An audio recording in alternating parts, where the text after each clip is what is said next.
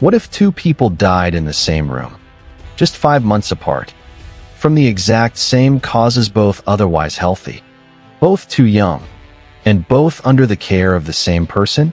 Would you still believe it was just a coincidence? Or would you start to wonder what really happened behind closed doors? Welcome to Tragedy Uncovered, where we dig deeper than headlines, ask the uncomfortable questions, and bring to light the stories the world was too eager to forget. If you believe not every tragic death is what it seems, and that truth sometimes hides in the quietest shadows, then this is the channel for you. Hit that subscribe button, because we're about to walk through the unsettling final chapter of one of Hollywood's most tragic mysteries, the death of Brittany Murphy. She was a bright light in Hollywood, charismatic, eccentric, driven. Brittany Murphy wasn't just an actress. She was a rising star, someone who seemed to have a future filled with promise. But in December 2009, at the age of 32, that future came to a screeching halt. She collapsed inside her own home and died shortly after arriving at the hospital.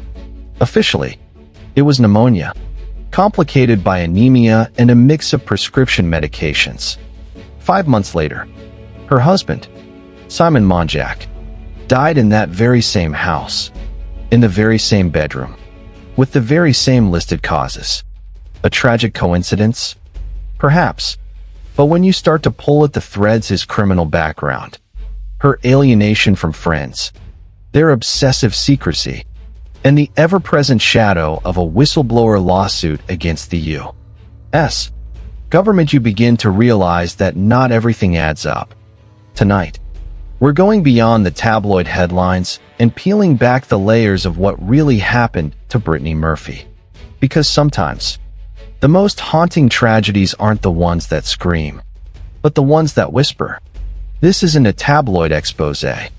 This is a reflection on a system that chews up the vulnerable, a home that may have killed its occupants, and a woman who, until her final breath, seemed to know she was dying and still no one came to save her. Stay with us. The deeper we go, the harder it is to look away. When Brittany Murphy collapsed in her Los Angeles home that morning in December 2009, her career had already become a shadow of its former self. But how did a child star who had once confidently walked up to Burt Reynolds and declared she'd be famous one day end up isolated, exhausted, and fearful in a house she reportedly hated? To understand the tragedy, we have to rewind not just to her final moments, but to the slow, subtle unraveling that began long before.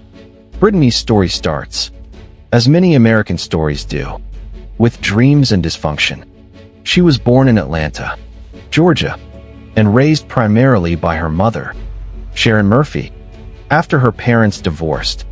Her father, Angelo Bertolotti, had a checkered past that included alleged mafia ties.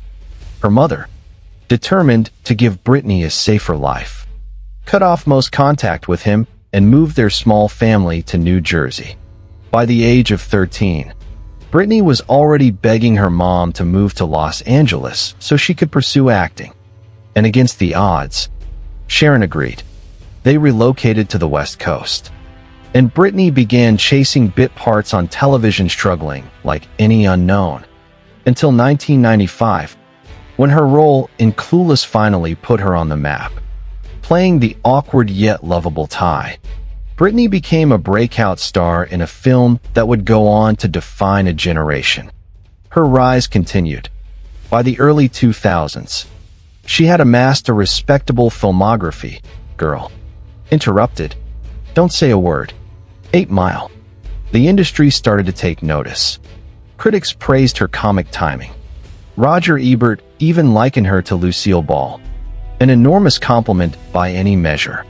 But in Hollywood, talent is only half the equation. As the years passed, Brittany became a target of relentless tabloid speculation. Her weight became a subject of obsession. Rumors about eating disorders, substance abuse, and erratic behavior began to overshadow her performances. Her radiant, quirky charm was slowly being recast in the public eye as instability. She denied it all. She attributed her slim figure to genetics and claimed to avoid drugs due to a heart murmur. Still, the headlines kept coming. And while her fans may have hoped for a triumphant comeback, behind the scenes, Brittany's life was becoming increasingly complicated and increasingly isolated. Her love life, too, mirrored her declining fortunes. After dating co-star Ashton Kutcher, and a few short-lived engagements including with her manager and a production assistant, nothing seemed to last. Each breakup added more fuel to the gossip machine, painting her as difficult, impulsive, or simply lost. Then, in 2006, Simon Monjack entered the picture. From the outside, he was everything she wasn't: older, British, mysterious. He claimed to be a writer, a director, a man of refined taste and financial means. But even a brief glance into his background would reveal a different story, one of bounced checks, fraud allegations, and a pattern of evictions. Despite the glaring red flags, Brittany fell fast and hard. Within months, they were married, and from that point on, her life seemed to shrink. Friends were pushed away. Industry contacts stopped hearing from her. She stopped going to auditions. Monjack had inserted himself into every aspect of her life professionally, emotionally, even legally. When he was detained by immigration officials over a visa issue, Brittany reportedly scrambled to protect him. Some say she paid off lawsuits on his behalf. Others claim she stopped answering phone calls altogether. And so, the Brittany Murphy that once lit up red carpets and charmed late-night hosts seemed to vanish. The public only caught glimpses through tabloid photos of her looking tired, pale, thinner than ever. But no one seemed to ask what was really going on behind closed doors. By 2009, Brittany was trying to relaunch her career. She had taken a role in The Caller, a low-budget film shooting in Puerto Rico. She flew out with her husband and her mother, her ever-present support system. But almost immediately, problems surfaced. Monjack was reportedly banned from the set. Others say Brittany was fired on the first day. The official story called it a mutual decision. But the whispers painted a darker picture, that she was unwell, erratic, or simply unable to function. Instead of returning home, the trio extended their trip, hoping for a vacation. But things only got worse. Monjack fell ill on the plane ride home, reportedly collapsing mid-flight. Brittany, ironically, administered CPR. The incident made headlines. And for someone already on the defensive with the press, it was more than just a medical scare, it was a humiliation. Shortly after returning to Los Angeles, Brittany came down with what appeared to be the same illness. A bad cold, maybe the flu, but in her condition run down, sleep-deprived, possibly anemia, it took a heavier toll. She refused to see a doctor, fearing more media attention. That decision would cost her her life. In the early hours of December 20th, 2009, she collapsed in her bathroom. The power had gone out, and the backup generator failed. She was in the dark literally and figuratively. She called for her mother, barely able to breathe. Her final words, according to Sharon Murphy, were chilling: "Mom, I'm dying. I love you." Paramedics arrived too late. Brittany was pronounced dead at Cedars-Sinai Medical Center. The world mourned, but few truly questioned what had happened. The coroner's report, pneumonia, anemia, and multiple drug intoxication, was accepted as fact. But the story doesn't end there. Because when Simon Monjack died 5 months later, in the same room, with the same causes listed on his death certificate, the narrative began to crack. And what slipped through that crack were whispers of something far more sinister. When two people die under identical circumstances in the same house within months of each other, there are only two rational responses. Either it's an unimaginable coincidence, or something deeper, darker, and far more deliberate was at play. In the case of Brittany Murphy and her husband Simon Monjack, the second possibility becomes harder to dismiss the more closely we examine the people orbiting their lives and the roles they played. Let's start with Simon Monjack. On paper, he was a British screenwriter. In practice, that title didn't hold up under scrutiny. His most notable film credit, if it can even be called that, was a little-known movie called 2 Days, 9 Lives, which he wrote and directed. It barely registered with critics or audiences. Yet Monjack presented himself as a man of means, intelligence, and industry experience. And somehow, he convinced Brittany of that too. What Brittany didn't seem to know or chose to ignore was that Monjack had a well-documented trail of lawsuits, evictions, and unpaid debts stretching across 2 countries. He had faced a credit card fraud charge, lost a series of housing disputes, and owed thousands in unpaid rent and judgments. To outsiders, he was a con man. To Brittany, he became a lifeline protector in a world that had grown increasingly cruel and judgmental. The dynamic between them quickly evolved into something isolating. Friends and colleagues noted that Monjack was possessive, controlling, and paranoid. He reportedly inserted himself into Brittany's professional life, undermining her relationships with managers, agents, and producers. His behavior on film sets, where he would show up uninvited, demand access, or interfere, became a red flag to many. But perhaps the most dangerous trait Monjack exhibited was his belief that they were being watched. He often spoke of surveillance, of phones being tapped, of shadowy forces following them. Most dismissed it as delusion. But as we'll see later, there may have been some truth buried beneath the paranoia. Still, his obsession with being hunted led to the couple's increasing isolation. They rarely left the house. They stopped inviting people over. Brittany was no longer attending industry events or auditions. And when she did make a public appearance, she often seemed dazed, tired, and thinner than before. Living with the couple through all of this was Brittany's mother, Sharon Murphy, a figure who, for better or worse, was always in the background of Brittany's life. Some saw her as a devoted single mother who gave up everything to support her daughter's dreams. Others, especially after Brittany's death, began to question the nature of their relationship. Sharon was there when Brittany died. She was also there when Simon died. And for some, that detail alone raised questions. Why was Brittany, an adult woman with resources and fame, still living in a tight, enclosed household where her husband and mother cohabited? Why were all 3 of them so deeply enmeshed that no outside perspective seemed to penetrate? Then came Angelo Bertolotti, Brittany's estranged father. He hadn't played a major role in her life for decades. But after her death, he resurfaced with a claim that reignited public fascination and suspicion. Bertolotti was convinced that his daughter hadn't died of natural causes. He obtained a sample of her hair and had it tested independently. The results, he claimed, showed the presence of heavy metals and toxins inconsistent with the official coroner's report. In short, he believed Brittany had been poisoned. And who did he point the finger at? Sharon Murphy.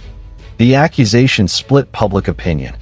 Some dismissed it outright as the ramblings of a grieving, long-absent father with a vendetta.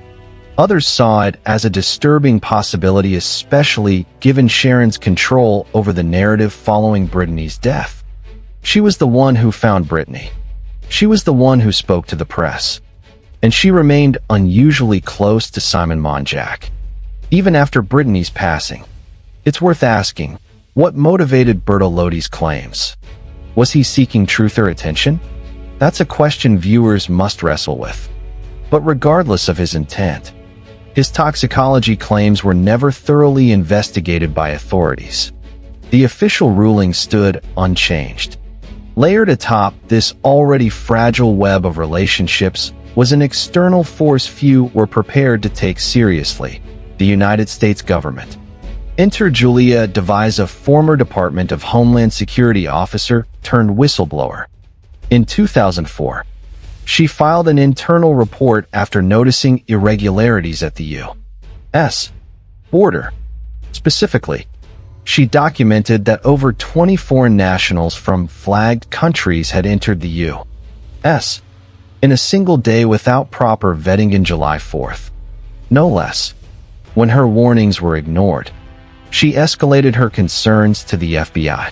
What followed, according to Davis, was a targeted campaign of retaliation, surveillance, break-ins, harassment, and blacklisting.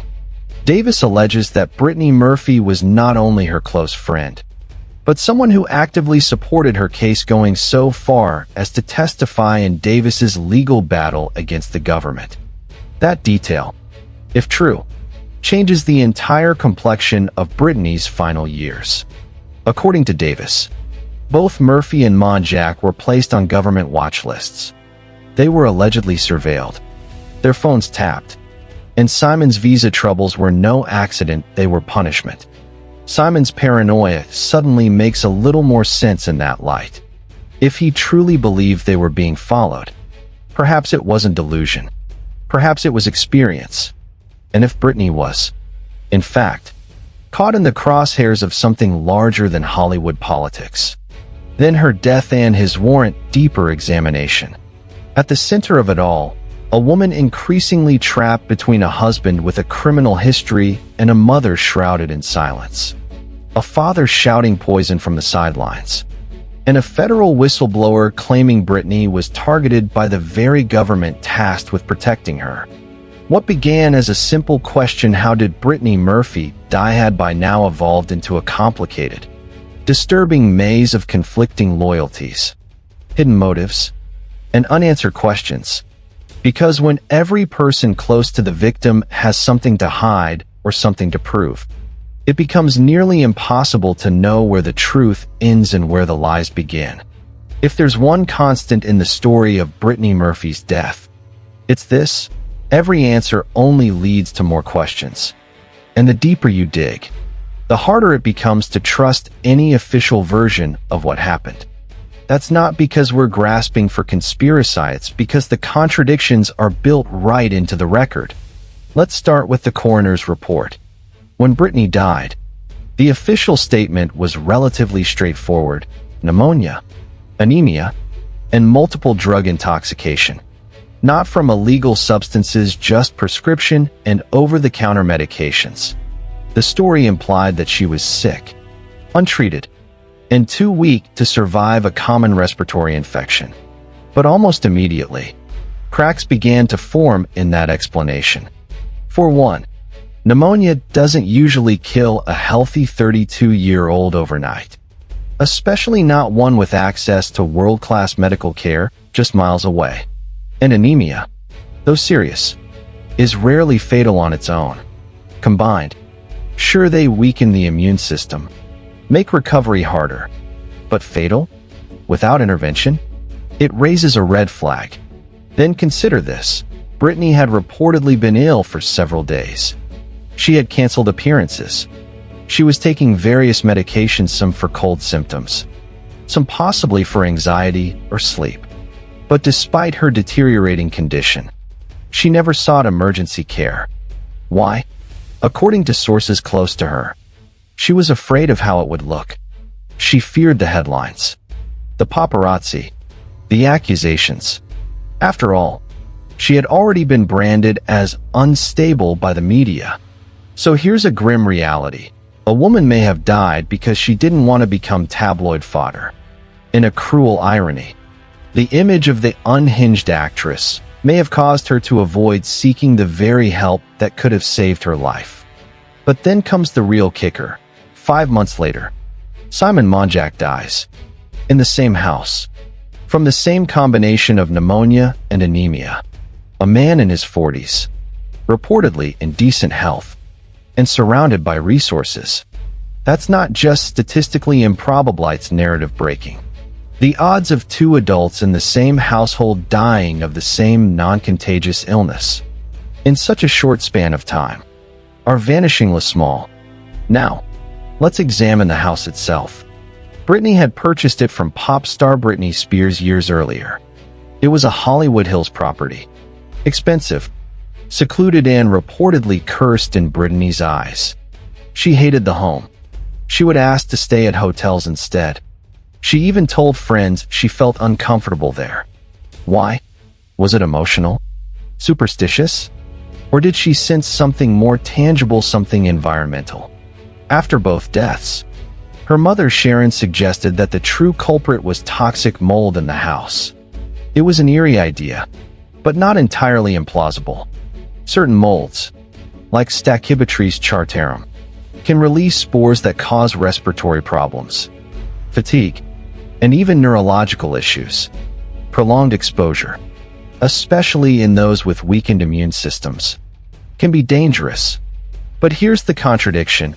Authorities reportedly found no evidence of mold at the time of their initial investigation. And later, when pressed on the issue, the Los Angeles County Department of Health said it hadn't been part of the autopsy consideration. So we're left in limbo.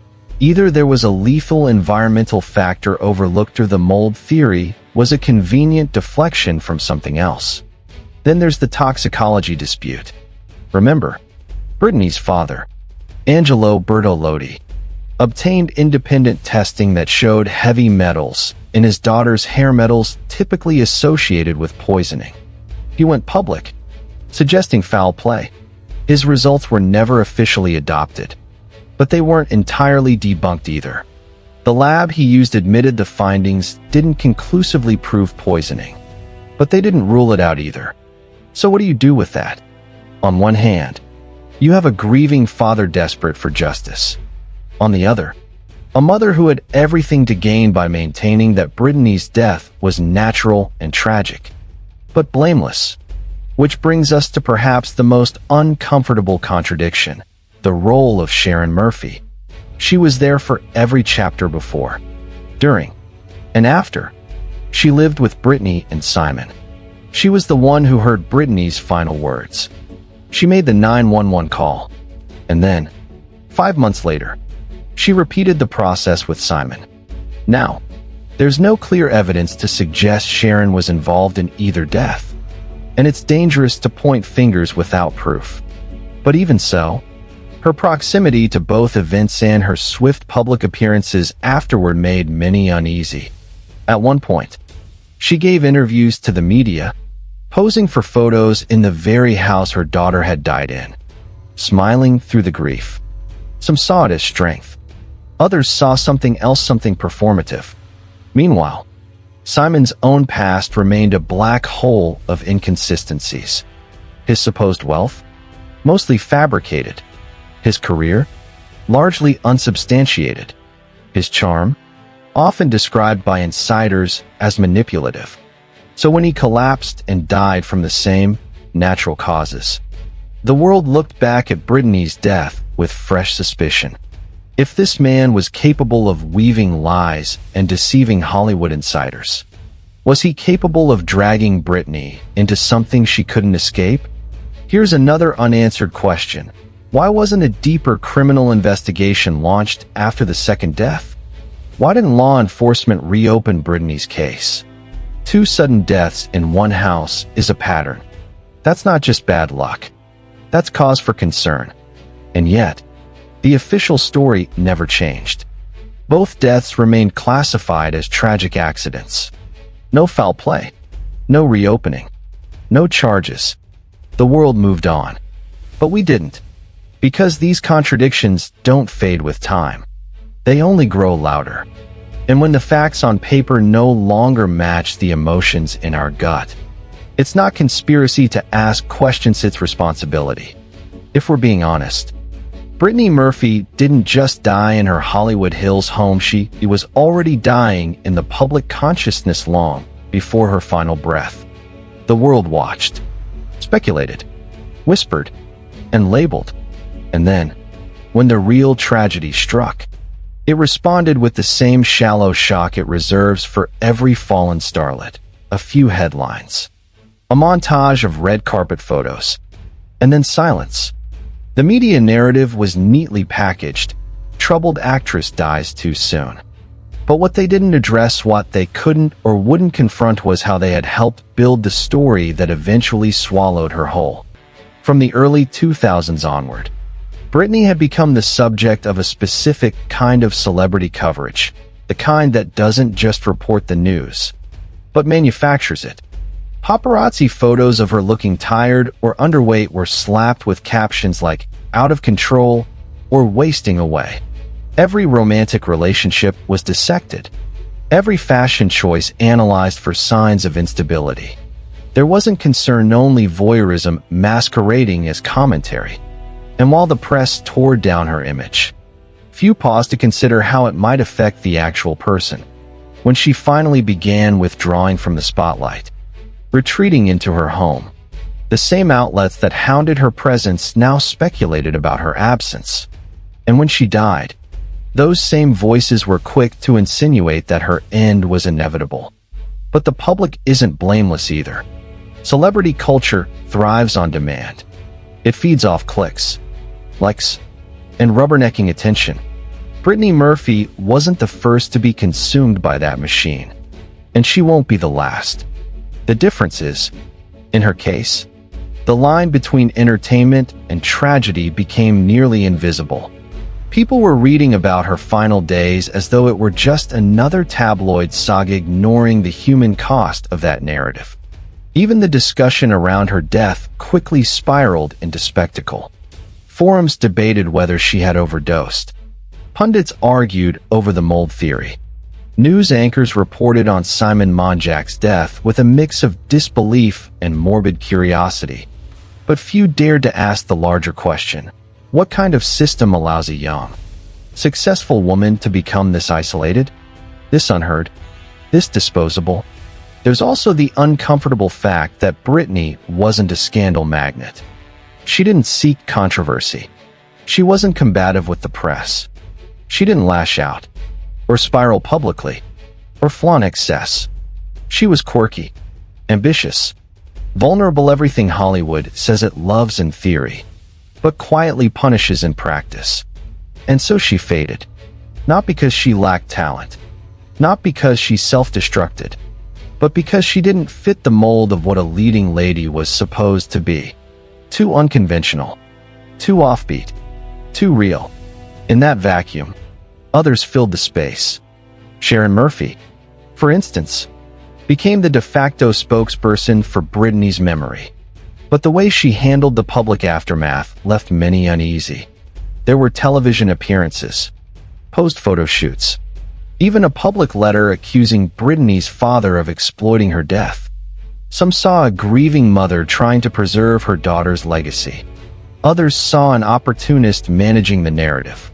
Meanwhile, Simon Monjack, considered a manipulative figure, was posthumously cast as another victim. His death, so eerily similar to Brittany's, complicated everything. Did he die of guilt? Of genuine illness? Or did the same forces that brought her down catch up with him too? And then, hovering over all of it, was the claim by Julia Davis that both Brittany and Simon had been targeted by the government, that their phones were tapped, that they were harassed for being associated with a whistleblower case. The allegation sounds like the stuff of thrillers. But when you consider how tightly controlled and insulated their lives became in the final year, it doesn't sound entirely implausible. That's the danger with ambiguity. It allows for competing narratives to coexist, none of which can be fully confirmed or denied. And in that ambiguity, the truth often drowns. Yet for all the speculation, one fact remains chillingly clear: Brittany Murphy, at the time of her death, was surrounded by people, but deeply alone. The press didn't protect her. The industry didn't stand by her. The public didn't listen to her. And the people in her immediate circle, whatever their intentions, failed to save her. Whether due to ignorance, negligence, or something far worse, a life full of potential was lost. And in its place, we were given silence wrapped in glossy explanation. What's more, no real change followed. No re-examination of how Hollywood treats women. No reconsideration of how the media exploits mental and physical vulnerability. No reckoning with the societal urge to reduce people to cautionary tales. And so, the system went on. Brittany's story has become one of those tales that people remember only in fragments. An actress from Clueless, a role in 8 Mile, and then something tragic happened. That's all many recall. But in truth, hers is a case study in how a person can be slowly erased in plain sight. It's not just a story of a death, it's a story of neglect. Institutional neglect, social neglect, emotional neglect. And it's the kind of story that asks not just what happened, but why did no one stop it?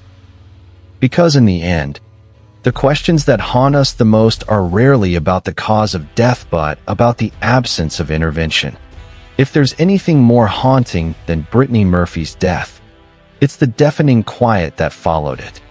Not the hush of grief, not the reverent silence we sometimes observe for fallen stars, but something calder an institutional silence. A cultural shrug, as if the tragic end of yet another young actress was too familiar to be questioned, too predictable to be investigated. It's that silence that speaks volumes. When Brittany's father claimed his daughter was poisoned, he wasn't met with concern or was dismissed. When Julia Davis pointed to government surveillance and retaliation, her warnings weren't explored, they were ignored. And when Brittany's husband died in a mirror image tragedy just months later, it didn't prompt a deeper inquiry, it was simply folded into the same vague narrative. That pattern is important, because when we fail to follow the thread, when we ignore every odd coincidence, every unanswered question, every contradiction that doesn't fit the clean version of events, we aren't just overlooking facts.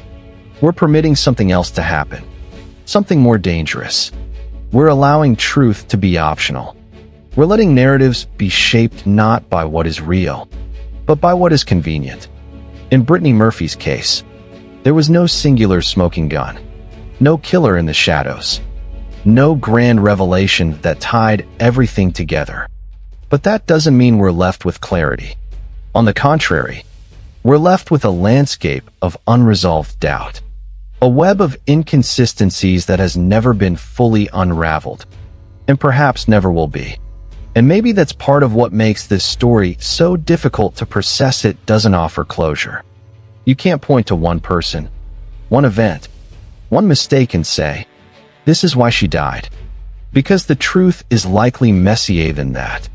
It's found in the accumulation of neglect, the layering of bad choices, and the systemic failures that followed her from her teenage years all the way to her final breath.